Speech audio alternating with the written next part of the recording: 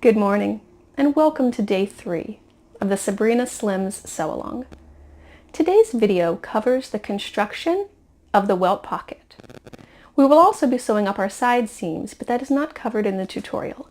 So if you are not doing the welt pocket, simply sew up your side seams and post a picture of your progress so that we can help you determine any fit issues that you may have.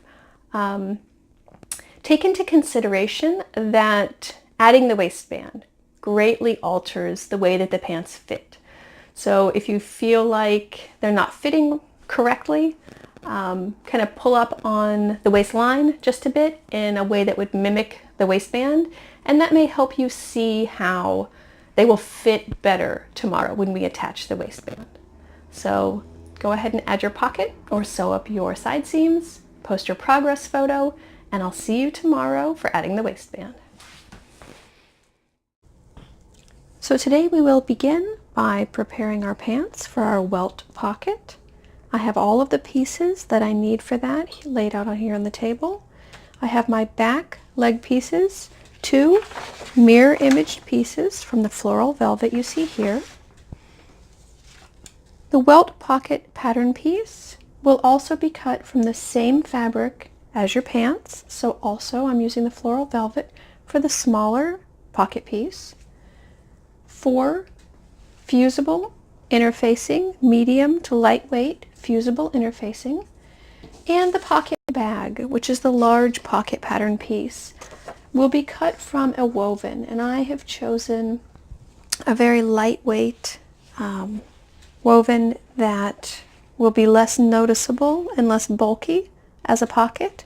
So choose the lightest weight woven pocket that you can, with it still being stable. I wouldn't use perhaps a chiffon or something that would fray a lot and be difficult to work with. If all you have on hand is a quilting cotton, then that will work. I just chose this fabric because it's a little bit lighter and less noticeable. So now I'm going to prepare my pattern piece itself, where you see the welt pocket placement here. So first I am simply going to remove the portion of the pattern that says welt pocket placement. I am going to, with my ruler and pen, connect these 2 dots by drawing a vertical line.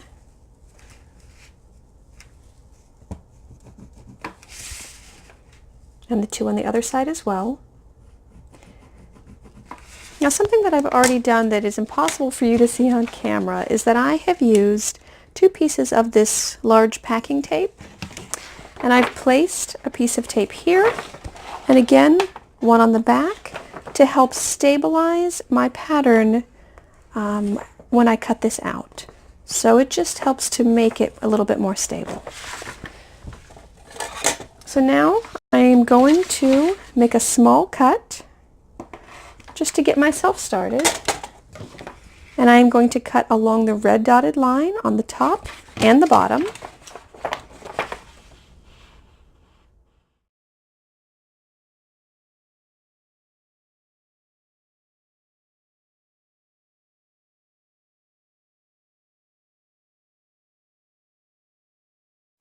The first step in attaching your welt pocket is to adhere your interfacing to your fabric. You will adhere it both to the back of the pants and to the smaller welt pocket fabric piece. Both of my fabrics are wrong side up. We will be attaching the interfacing to the wrong side. The first step is to simply lay your pattern atop your fabric, lining up all of the edges so that they align perfectly, and weight it down. Next, determine which side of your interfacing has the glue. It will be the shiny side. Place the shiny side down under the rectangle that you have removed from your pattern piece. Line it up both above and below and side to side so that it is centered. And press your interfacing in place with a medium iron. You don't want your iron to be too hot as you're working with synthetic fabrics, and they could melt.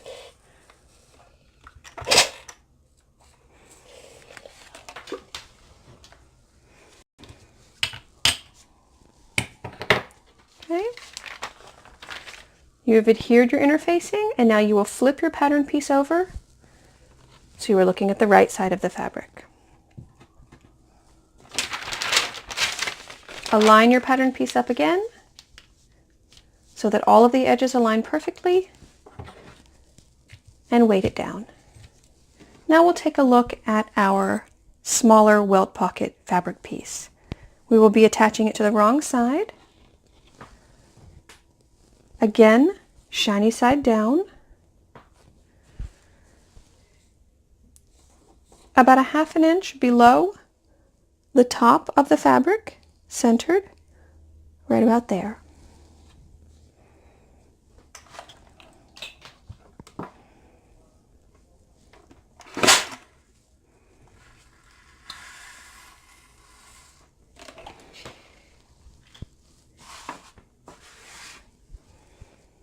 Okay, now we will be taking our fabrics and placing them right sides together. So the right side of your small pocket piece will be laid right side against your back pants piece. You will use your rectangle guide to again center your interfacing behind.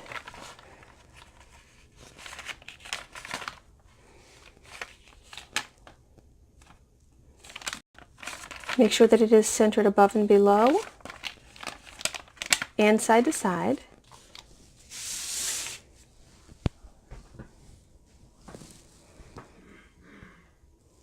And then with a fabric marker or another marking utensil, trace perfectly the inside of your rectangle.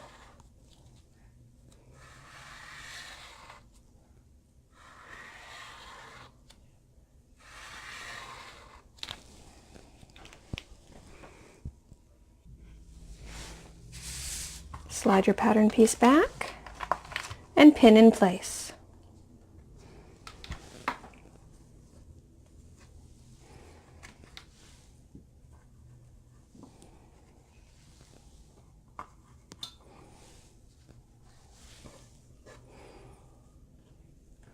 Now I'm going to head over to my sewing machine, and with a straight stitch I am going to sew around the rectangle, the top, the bottom, and both sides. Okay, so I've sewn around my rectangle, and it is important to try to sew as carefully and as slowly as you can so that this rectangle is as close to perfect as it can be. Now we are simply going to draw 2 dots, about a ½ inch, 3/4 of an inch maybe in, centered on both sides, just like this. It doesn't have to be exact. And I am going to slice right down the center just to begin my cut line. I am going to be cutting a straight line between those 2 dots, stopping at the dots,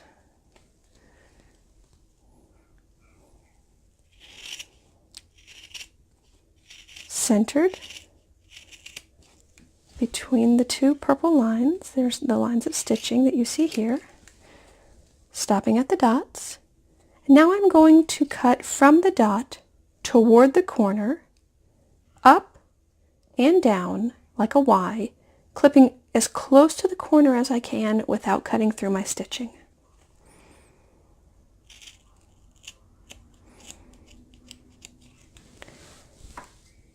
If you can cut very close to the corner, it helps to get a nice crisp rectangle on your welt pocket. So take your time with this to be extra careful and precise.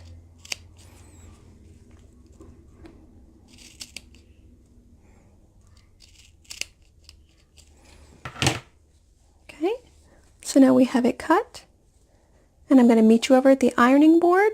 I know that just a moment ago I ironed on my cutting table. I almost never do that, so we're going to move over to the ironing board and we're going to finish our pocket. So once you have cut your pocket opening, you move over to your ironing table And we are going to take this pocket rectangle and insert it into the hole and pull it out the other side. So just push it through the hole, turn your pants over so that you're looking at the wrong side of the fabric, and you will want to smooth your pocket rectangle down. You'll need to press along the sides and the top.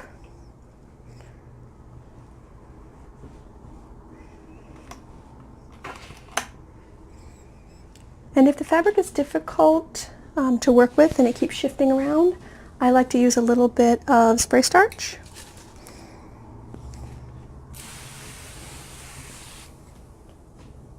I picked up that tip from watching Julie Davidson, and it has been very helpful for me. Certainly not necessary, but helpful when you have finicky fabric that wants to shift around. It just helps give it a little bit more of a stiffness, makes it easier to work with.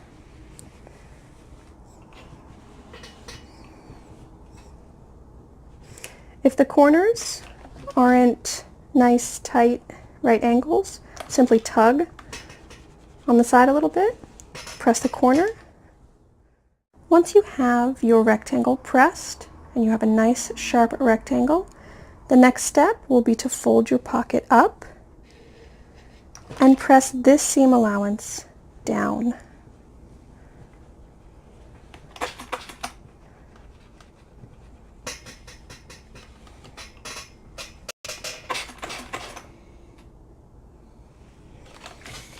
So you want this line of stitching to be down and your pocket to be facing up.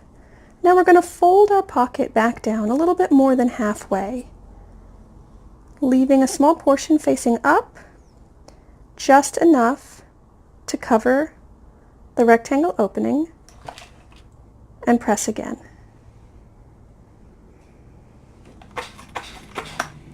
It is possible that some of you at home are cringing because I am ironing velvet.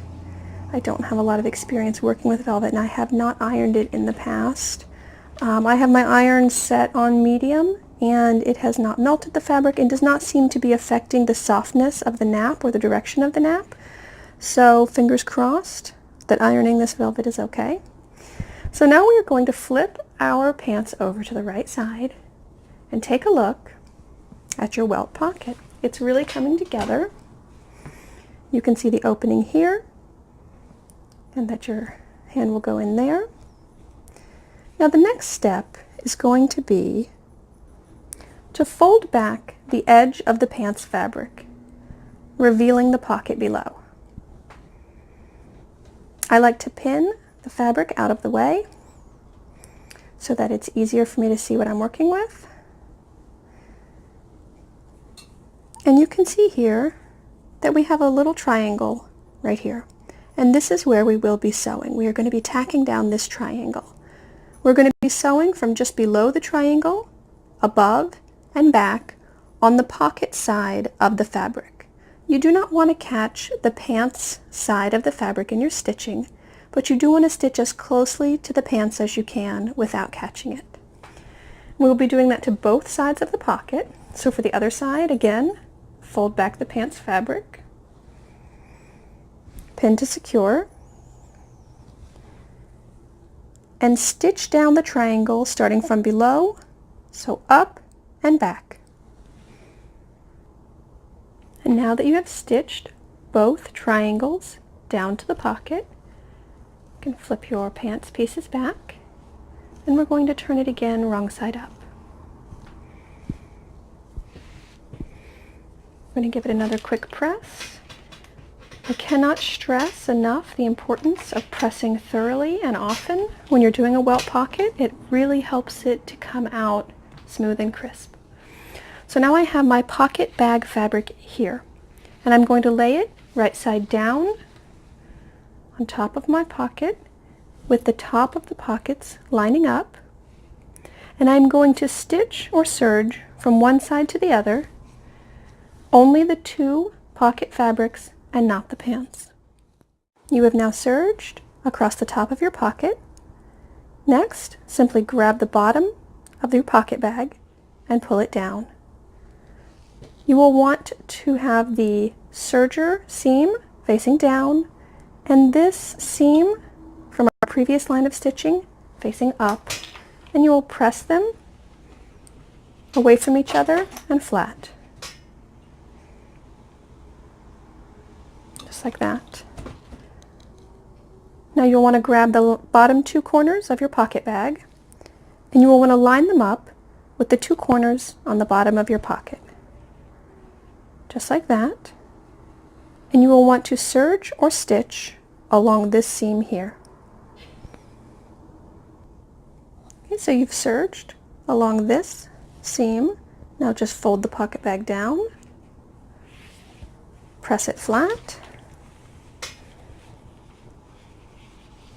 so that you create a crease here in the bottom of the pocket.